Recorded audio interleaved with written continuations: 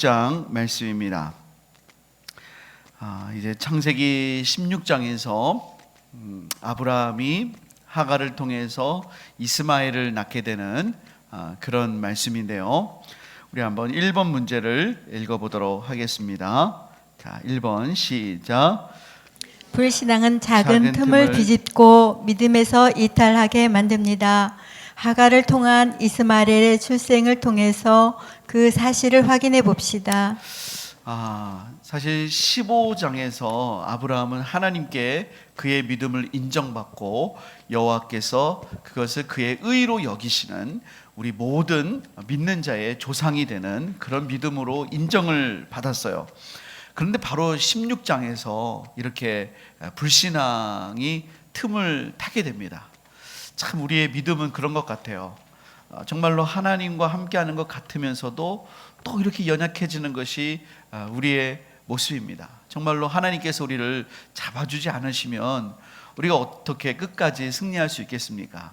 자, 우리가 아브라함을 보면서도 그런 생각들을 많이 하게 되는데요. 이 작은 틈을 비집고 불신앙이 들어오게 됩니다. 우리 한번 1번 문제를 또 읽어보겠습니다. 자, 시작. 아브라함이 하갈을 통하여 자녀를 얻을 시도를 하게 된 계기는 무엇입니까? 자, 이 아브라함의 불신앙은 이 아브라함이 여종 하갈을 통해서 자녀를 갖게 되는 것을 통해 나타나게 되는데요. 이게 어떻게 된 것인가? 우리 한번 1절부터 3절까지 읽어보도록 하겠습니다. 자, 시작. 아브라함의 아내 사레는 출산하지 못하였고 그에게 한 여종이 있으니 애굽 사람이요 이름은 하갈이라. 사레가 아브라함에게 이르되 여호와께서 내 출산을 허락하지 아니하셨으니 원하건대 내 여종에게 들어가라. 내가 혹 그로 말미암아 자녀를 얻을까 하노라 하매 아브라함이 사라의 말을 들으니라.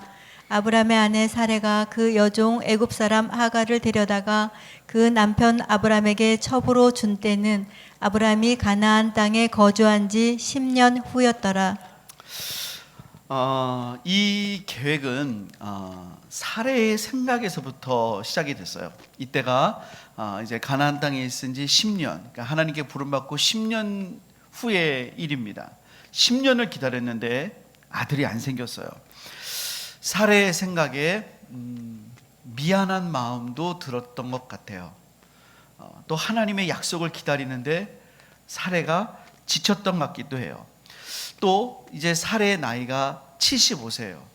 내가 과연 아이를 가질 수 있을까? 자, 이런 생각을 했던 것 같아요.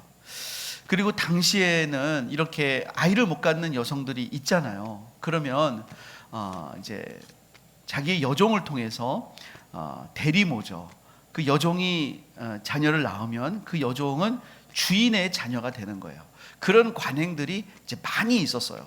나중에 이제 야곱도 비라와 실바를 통해서 얻은 자녀가 다 야곱의 자녀가 되잖아요. 그런 관행들이 많이 있었습니다.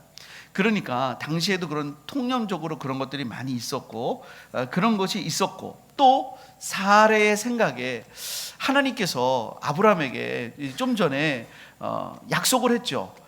네 몸을 통해서 아브라함이 하나님이 내게 무슨 기업을 주십니까? 제 상속자는 우리 집에서 길리운 이 노예 엘리에셀입니다 했을 때 아니다. 네 몸에서 분명히 상속자가 난다고 했는데 사레의 생각에 내 몸에서 난다고는 안 했잖아. 그러니까 나만 좀 포기하면 되잖아.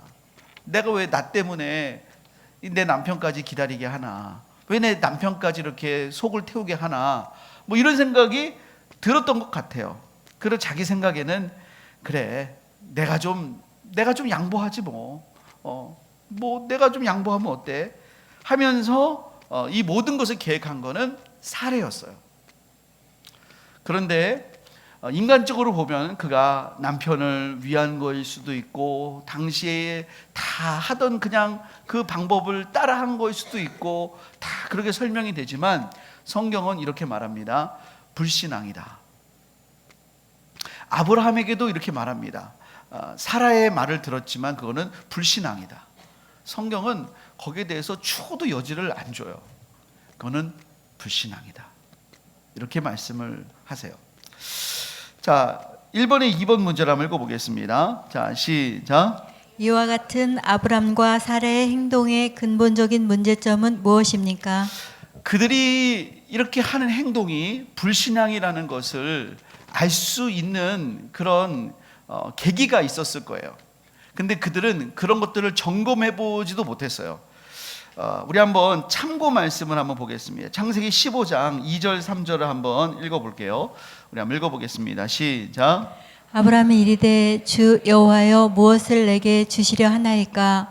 나는 자식이 없사오니 나의 상속자는 이 다메섹 사람 엘리에셀이니이다. 아브라함이 또 이르되 주께서 내게 씨를 주지 아니하셨으니 내 집에서 길린 자가 내 상속자가 될 것이니이다. 아브라함은 자기가 자녀가 없고 그것 때문에 고민이 많았어요. 그래서 하나님께 주께서 내게 씨를 주지 않으셨기 때문에 우리 집에서 길리운 엘리에셀이 상속자가 될 것입니다. 이 문제를 솔직하게 하나님께 아뢰었어요. 그랬더니 하나님이 답을 주셨어요. 하나님께 아뢰었더니 답을 주시는 거예요. 아니다. 네 몸에서 날 자가 너의 씨다 라고 분명히 답을 주셨어요. 그런데 사례는 이 과정 속에서 본인이 생각하고 본인이 결정해요. 하나님께 묻지를 않아요. 그리고 아브람도 사례의 말을 듣고 이거를 가지고 하나님께 나아가지 않아요. 그냥 사례의 말을 듣고 이게 다 말이 맞고 하니까 그냥 그 말에 따라요. 이걸 가지고 하나님께 묻지를 않아요. 그 여러분 이게 지금 문제가 되는 거예요. 하나님께 이걸 가지고 물었어야 됐어요. 여러분 이번에 우리가 40일 새벽 기도를 하고 있잖아요. 이거는 이제 가장 중요한 거는 우리가 이제 태신자 전도를 위해서 하는 거예요. 하지만 여러분 특별히 이번 기간 동안에 여러분에게 어떤 기도 제목이 있으시면 하나님 앞에 좀 작정하시고 기도하셨으면 좋겠어요. 우리가 하나님께 여러분 좀 기도할 때 이거는 일종의 좀 팁이라고 할 수 있는데 기도도요 시간을 정해놓고 하는 게 굉장히 중요하고요. 기도하는 것도 어떤 장소를 정해놓고 하는 것이 중요하고 또 하나는 기도 제목을 분명히 갖고 기도하는 게 굉장히 중요해요. 두루뭉술하게 기도하는 것보다는 하나님 앞에 어떤 제목을 분명히 가지고 하나님 앞에 여쭤보고 물어보고 기도하는 거예요. 하나님 정말로 내가 이 문제를 놓고 하나님 앞에 다급합니다. 하나님 해결해 주십시오. 하나님 앞에 정말 간절히 매달리는 거예요. 그때 하나님께서 응답을 해주시는 거예요. 하나님 뭐 다 좋습니다. 그럼 하나님 그냥 다 좋게 응답을 해주세요. 근데 하나님 앞에 정말 간절한 소망이 있으면 그걸 놓고 하나님 앞에 좀 간절히 매달릴 때 하나님께서 그것을 간절하게 응답해 주세요. 좀 집중력 있게 기도할 필요가 있어요. 집중력 있게. 저는 이번 특별 새벽 기도회 때 좀 그렇게 기도할 수 있고 그렇게 응답받는 저와 여러분 되기를 축복합니다. 아브라함이 좀 이때 하나님께 좀 물어봤어야 됐어요. 하나님 여쭤보면은 대답해 주시거든요. 여쭤보고 좀 기다렸으면 하나님 분명히 말해 주셨을 텐데 여쭤보지를 않은 거예요. 우리 한번 창세기 3장 6절을 한번 읽어볼까요? 창세기 3장 6절이요. 자, 한번 읽어보겠습니다. 시작. 여자가 그 나무를 본즉 먹음직도 하고 보암직도 하고 지혜롭게 할 만큼 탐스럽기도 한 나무인지라. 여자가 그 열매를 따먹고 자기와 함께 있는 남편에게도 주매 그도 먹은지라. 자, 이 말씀 보면은요, 여자가 그렇게 보다가 그 열매를 따먹고 그 남편에게도 주매. 이 따먹다라고 하는 원어가 라카으이고 남편에게도 주다, 이게 나탄이에요. 한번 따라해 볼까요? 라카으, 나탄.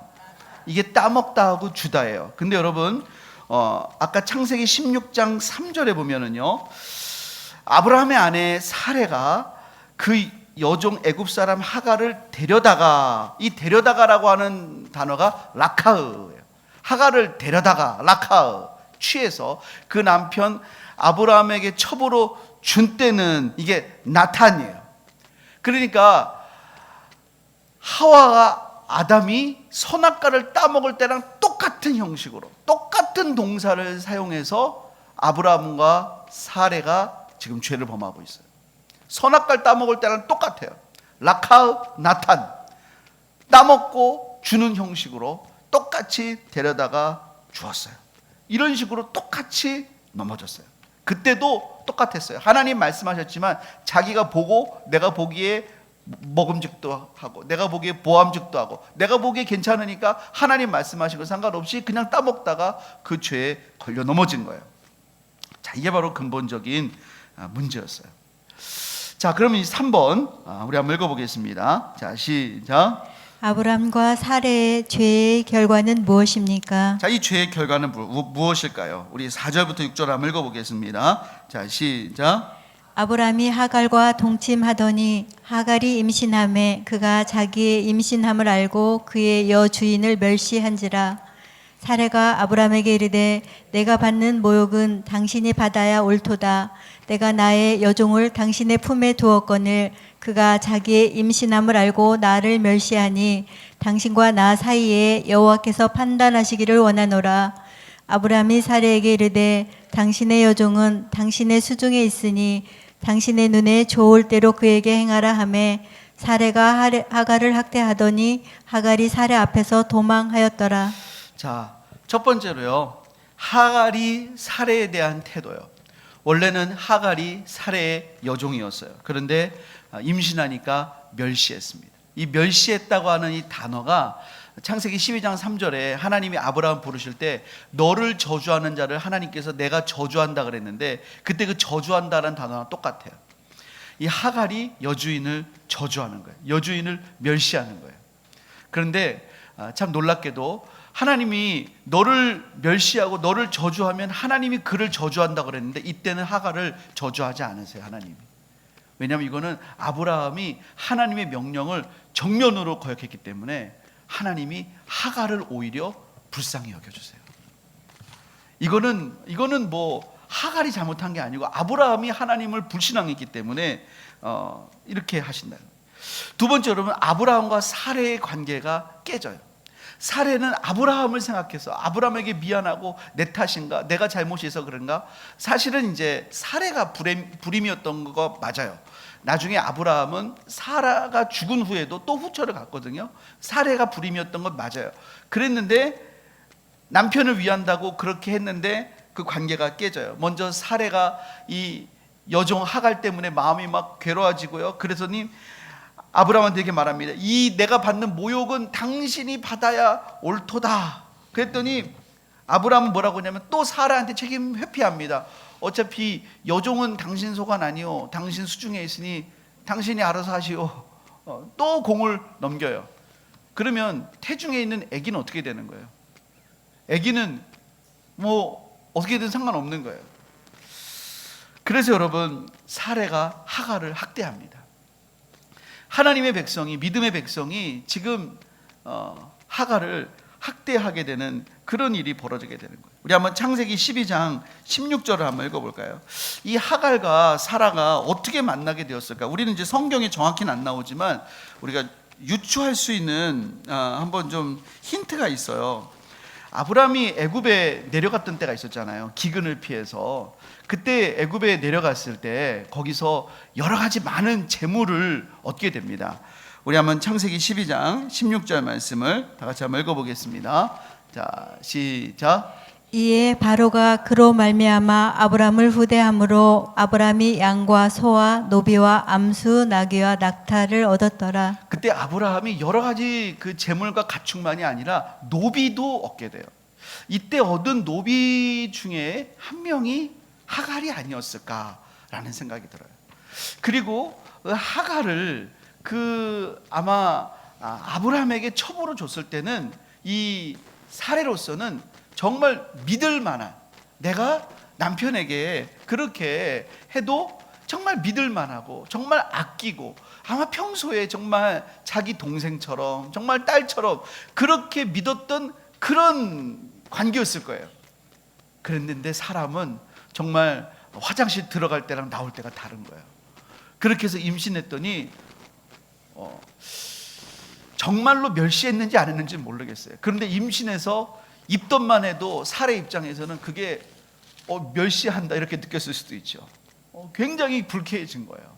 그리고 관계가 막 얽히게 되는 것입니다. 여러분, 죄는 관계를 깨뜨립니다. 여러분, 죄는 관계를 깨트려요. 그리고 죄는 지금 아브라함의 집안에 있던 이 복된 것들을 다 갉아먹기 시작하는 거예요. 우리 한번 예레미야 5장 25절 말씀을 한번 찾아보겠습니다. 예레미야 5장 25절 말씀 우리 한번 찾아보겠습니다. 하나님께서 우리에게 은혜로 주신 것들이 굉장히 많은데요, 죄가 어떤 역할을 하는가 우리 한번 예레미야 5장 25절 다 같이 읽어보겠습니다. 시작.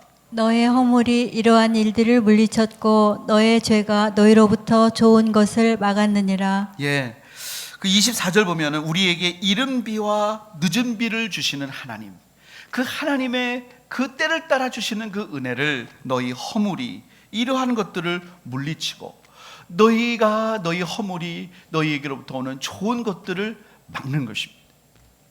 아브라함이 받았던 그 모든 복들을 이 죄가 갉아먹기 시작하는 거예요. 자, 우리 큰 두 번째 한번 문제 읽어보도록 하겠습니다. 자, 시작. 여호와의 천사가 사례를 피해 도망치는 하갈을 찾아오셨습니다. 자, 그래서 하갈은 너무나 학대가 심하니까 도망을 치게 됐어요. 근데 도망친 이 하갈에게 여호와의 천사가 찾아왔습니다. 자, 1번 하갈이 도망하려던 곳은 어디였을까요? 우리 한번 7절 말씀 읽어보겠습니다. 7절 자, 시작. 여호와의 사자가 광야의 샘물 곁 곧 술길 샘 곁에서 그를 만나. 자, 여호와의 사자, 여호와의 천사가 어디서 하갈을 만났냐면 광야 샘물 곁 곧 술길 샘 곁에서 만났어요. 그러니까 술에서 만난 거예요. 술이라고 하는 지역에서 만났어요. 여기가 여러분 어디냐면 애굽과 가나안의 경계의 지역이에요. 그러니까 지금 하갈이 도망쳐서 어디로 가려고 한 거냐면 애굽으로 도망친 거예요. 쉽게 말하면 자기 고향으로 돌아가려고 그랬어요. 너무나 학대가 심하니까 자기 친정으로 가려고 했다 그 말이에요. 여기서는 너무나 서럽고 자기가 지금 뱃속에 태아가 있는데 자기 생명도 살아야지만 이 아기를 살려야 될 거 아닙니까? 이 모성분들 때문에 자기가 안전한 곳을 찾아간 거예요. 그러니까 어디가 안전하겠습니까?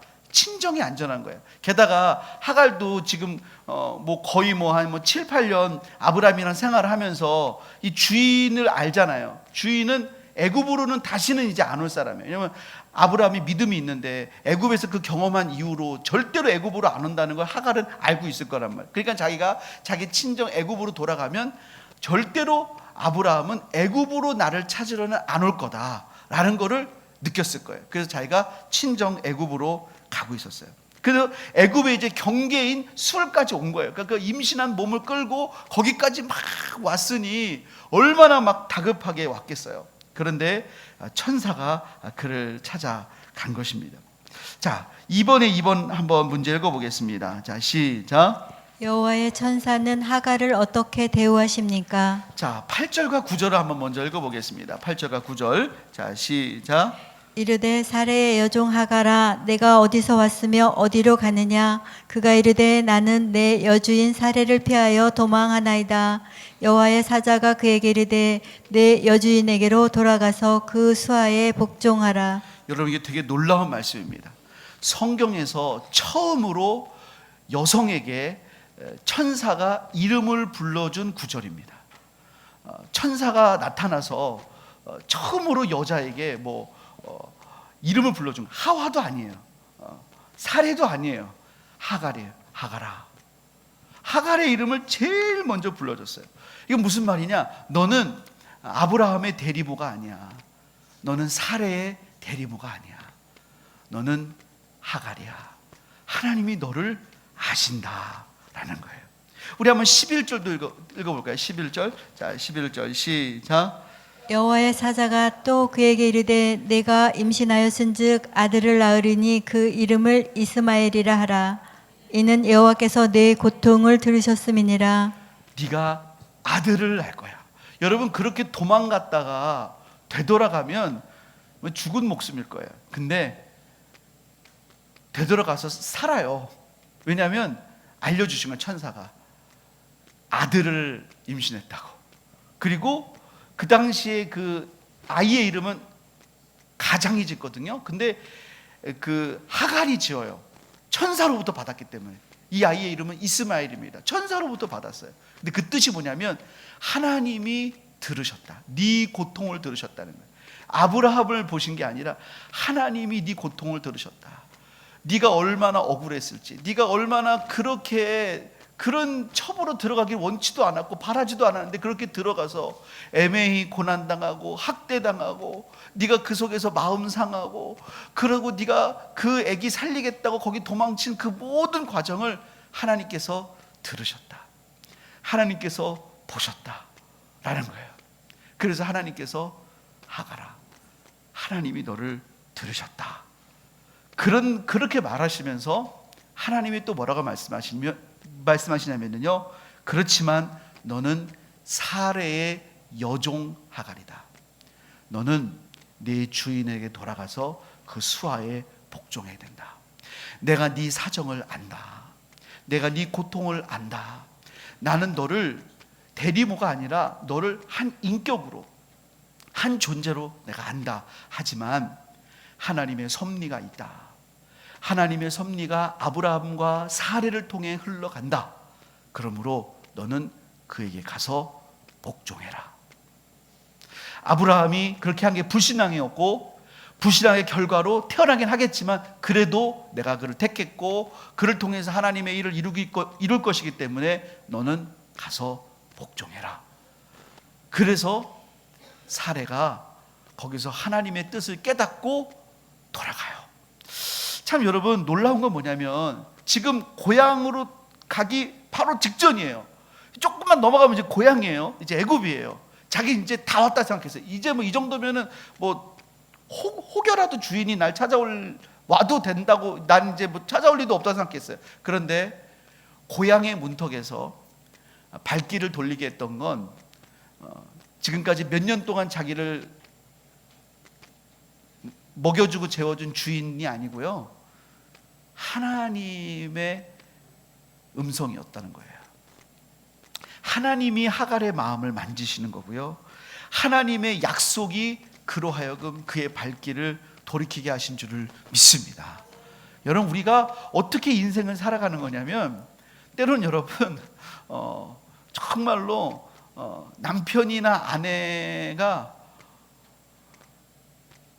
내가 정말 이 사람을 믿고 살아야 되나, 그럴 수도, 그렇지 않으시겠지만 그럴 수도 있어요. 정말 나는 왜 이런 가정에 태어났나, 나는 왜 이렇게 살아왔어야 됐나, 내 인생을 막 돌아보면서 너무나 아프고 힘들 때가 있어요. 근데 여러분, 내 인생 가운데 위로와 소망이 되는 건 그런 환경이나 사람이 아니라 하나님께서 너를 보시고 들으시고 하나님께서 소망을 주시는 말씀인 줄을 믿습니다. 하갈에게 그것이 임한 거예요. 그래서 고향으로 들어가는 그 문턱에서 그가 발길을 돌려서 그가 자기 발로 돌아가서 그 수하에 복종하게 되는 것입니다. 저는 우리 안에 하나님의 음성을 날마다 듣는 그런 은혜가 있기를 예수님의 이름으로 축복합니다. 자, 우리 한번 2번에 3번 한번 읽어보겠습니다. 시작. 하나님께서 하갈에게 주신 약속은 무엇입니까? 그 약속이 무엇일까요? 우리 한번 10절부터 12절을 읽어보겠습니다. 10절부터 12절. 자, 시작. 여호와의 사자가 또 그에게 이르되 내가 내 씨를 크게 번성하여 그 수가 많아 셀 수 없게 하리라. 여호와의 사자가 또 그에게 이르되 내가 임신하였은즉 아들을 낳으리니 그 이름을 이스마엘이라 하라. 이는 여호와께서 내 고통을 들으셨음이니라. 그가 사람 중에 들나귀 같이 되리니 그의 손이 모든 사람을 치겠고 모든 사람의 손이 그를 칠지며 그가 모든 형제와 다양에서 살리라 하니라. 자, 하나님께서 하갈에게 주신 이 약속에는요, 긍정적인 측면과 부정적인 측면이 있어요. 일단 긍정적인 측면이 몇 가지 됩니다. 하나님께서 그에게 주실 그 자손은, 그 자손도 씨가 셀 수 없이 많아지겠다 하셨어요. 정말로 그의 자손들도 그 아랍 사람들이죠. 씨가 셀 수 없이 많아집니다. 또 그 이스마엘이라고 하는 이름 자체는 굉장히 좋은 이름이에요. 하나님께서 들으셨다, 하나님께서 들으셨다라고 하는 이름이죠. 그래서 하나님께서 들으시고 또 나중에 보면은 하나님께서 이스마엘과도 함께 하셨다라고 하는 표현이 있어요. 그의 삶을 인도하신다라는 표현이 있습니다. 또 어떤 게 있냐면 그 아들이 들나귀 같이 되겠다라고 했어요. 여러분, 이 들나귀는 뭐냐면 야생 나귀예요. 야생 나귀가 아주 길들이기가 어렵습니다.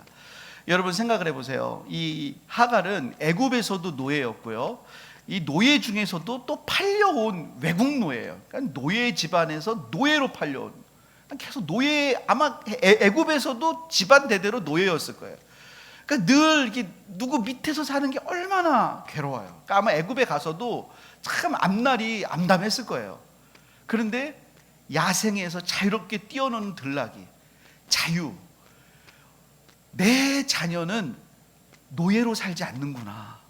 하나님이 네 자녀는 들나귀처럼 마음껏 뛰어놀고 산다, 이런 뜻이에요. 네 자녀는 노예의 신분으로 살지 않아. 들나귀처럼 살아 라는 말씀이에요. 하지만 대신 싸우면서 산다.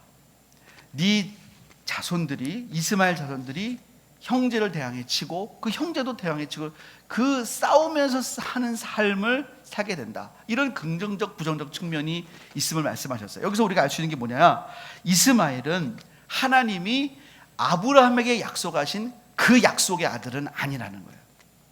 하나님이 아브라함을 통해서 태어나게 하셨지만 약속의 아들은 아니에요. 그래서 우리가 그런 말을 이렇게 하잖아요. 인내하면 이삭이고 인내하지 못하면 이스마엘이에요. 여러분, 우리가 하나님의 그 때를 인내할 수 있기를 주님의 이름으로 축복합니다. 인내하지 못해서 이 결과가 지금까지도 갈등하고 정말로 얼마나 많은 전쟁이, 중동이 세계의 화약고가 되고 있잖아요. 하나님 말씀이 하나도 틀리지 않은 것을 우리가 알게 됩니다. 자, 4번, 이번에 4번 한번 읽어보겠습니다. 시작. 하갈은 하나님을 어떻게 고백하게 되었습니까? 자, 13절 14절 한번 읽어보겠습니다. 13절 14절. 자, 시작. 하갈이 자기에게 이르신 여호와의 이름을 나를 살피시는 하나님이라 하였으니 이는 내가 어떻게 여기서 나를 살피시는 하나님을 배웠는고 함이라. 이러므로 그 샘을 부엘라 헤로이라 불렀으며 그것은 가데스와 베렛 사이에 있더라. 자, 나를 살피시는 하나님, 나를 살피시는 여호와, 이게 바로 여호와 로이예요. 여호와 로이. 그가 여호와 하나님을 이렇게 불렀어요. 그리고 거기 있는 그 샘을 부에라 헤로이, 나를 살피시는 살아계신 하나님의 그 우물이다 라고 이름을 붙이게 된 거예요. 그는 내가 정말로 아무것도 아닌 여종인데 하나님이, 나는 우리 주인의 하나님이신 줄만 알았는데 아무것도 아닌 나를 지켜보시는 하나님이시구나. 사랑하는 여러분, 하나님은 약자를 돌아보시고, 하나님은 마음이 상한 자를 돌아보시고, 하나님은 가슴이 아픈 자의 그 눈물을 살펴보시는 우리 하나님이신 줄을 믿습니다. 자, 우리 3번 문제 한번 읽어보겠습니다. 시작. 아브람을 하갈을 통해 아들 이스마엘을 낳았습니다. 자, 우리 15절 16절 한번 읽어보겠습니다. 15절 16절 시작. 하갈이 아브람의 아들을 낳음에 아브람이 하갈이 낳은 그 아들을 이름하여 이스마엘이라 하였더라. 하갈이 아브람에게 이스마엘을 낳았을 때에 아브람이 86세였더라. 드디어 아브라함이 아들을 보았습니다. 얼마나 좋았을까요? 입이 귀에까지 찢어진다는 게 아마 그런 것이었을 것입니다. 근데 여러분, 3번의 1번 문제 한번 읽어볼까요? 자, 시작. 이스마엘을 낳은 후 아브람과 하나님과의 관계는 어떠했나요? 아브라함과 하나님과의 관계는 어떠했을까요? 성경에 아무 말이 나오지 않아요. 아브라함과 하나님의 관계에 대해서 아무 말이 나오지 않습니다. 근데 여러분, 그 16장 마지막 절인 16절 그 다음에 17장 1절을 한번 읽어볼까요? 17장 1절. 자, 한번 읽어보겠습니다. 시작. 아브람이 99세 때에 여호와께서 아브람에게 나타나서 그에게 이르시되 나는 전능한 하나님이라 너는 내 앞에서 행하여 완전하라. 16장 16절에서 하갈이 아브라함에게 이스마엘을 낳았을 때 아브라함이 86세였더라. 그리고 아브라함이 99세 때 13년 동안 아브라함과 하나님 사이에 아무런 일이 없어요. 하나님이 침묵하셔요. 그 전에도 아브라함이 하나님 앞에 여러 가지 잘못한 때도 많았어요. 근데 그때는 하나님이 늘 개입하셨어요. 하나님이 간섭하셨어요. 그래서 창세기 12장부터 16장까지 그가 75세에 부름받아서 86세까지 11년 동안 12장, 13장, 14장, 15장, 16장 총 5장의 시간들이 하나님과의 기록이 있었어요. 근데 이스마엘을 낳고 13년 동안은 아무 기록이 없어요. 이스마엘을 낳고 86세였더라. 99세 때까지 아무 기록이 없어요. 하나님이 너에 대해서 쓸 말이 없다라는 거예요. 아브라함은 만약에 100세 이후에는 그가 하나님과의 관계에 또 할 말이 있었거든요. 99세만 놓고 봤으면 그의 인생의 최절정기는 86세부터 99세 때까지 이스마엘 낳고 최절정기였을 거예요. 근데 하나님은 나는 그때 너의 삶에는 기록할 게 없다라고 하셨을 거예요. 여러분, 우리가 천국에 가면 내가 보기에는 이때가 내 인생의 최절정기였는데 하나님 보시기엔 나는 그때 너의 삶에 계수할 게 없다라고 할 수가 있고요. 내가 보기엔 그때는 너의 삶이 너무나 어려웠는데 하나님 앞에서는 나는 그때 너에게 너무나 행복했다. 나는 너의 예배를 너무나 기쁘게 받았다 하는 시간이 있을 수 있어요. 물론 저는 담임 목사로서 우리 모든 성도들이 하나님 주신 은혜와 풍성한 가운데 사시기를 정말 주님의 이름으로 축복합니다.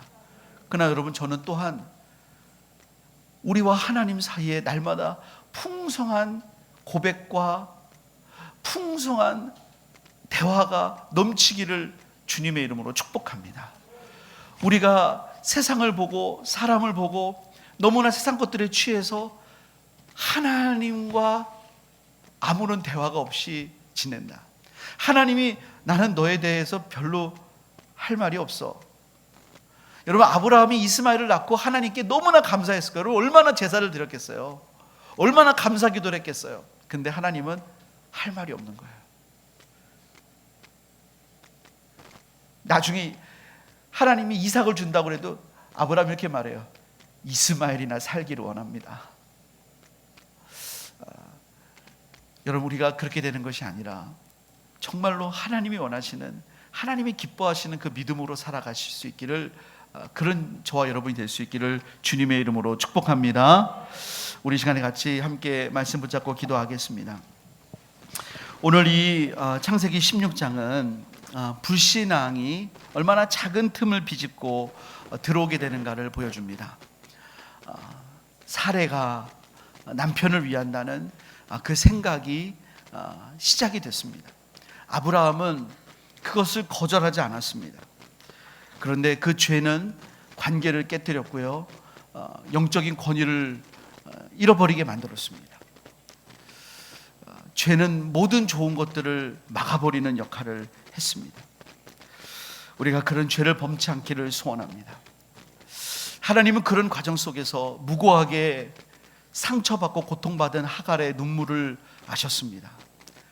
지금도 이 땅 가운데 때로는 하나님의 사람들이, 하나님의 백성 그리스도인들이 범한 죄 때문에 상처받는, 어쩌면 하나님을 잘 모르는 사람들이 있을 수도 있습니다. 하나님은 그들을 위로하기를 원하십니다. 하나님은 그들을 만져주시기를 원하십니다. 그리고 하나님이 그들을 주님 앞으로 이끌기를 원하십니다. 우리는 하나님의 말씀 앞에서 진정으로 회복될 수 있는 줄을 믿습니다. 우리가 날마다 주님과 깊은 관계와 사귐이 있는 하나님, 그래서 우리가 세상적으로는 부유하지만 하나님과의 관계는 소원해진 그런 삶을 살지 않도록 하나님 은혜 허락하여 주옵소서. 우리 오늘의 말씀을 기억하면서 주님의 이름 한번 부르고 합심으로 하나님 앞에 기도하겠습니다. 믿음으로 찾아오시니 감사합니다. 이 말씀 붙들고 믿음으로 살아가는 주의 백성들 다 될 수 있도록 하나님 은혜 허락하여 주옵소서. 특별히 하나님 사순절 기간을 지나고 있습니다. 우리가 더욱더 주님의 십자가 은혜와 사랑에 붙들리며 하나님 주신 그 사랑을 증거하는 주의 백성들 다 될 수 있도록 은혜 허락하여 주옵소서. 예수님의 이름으로 기도합니다. 아멘.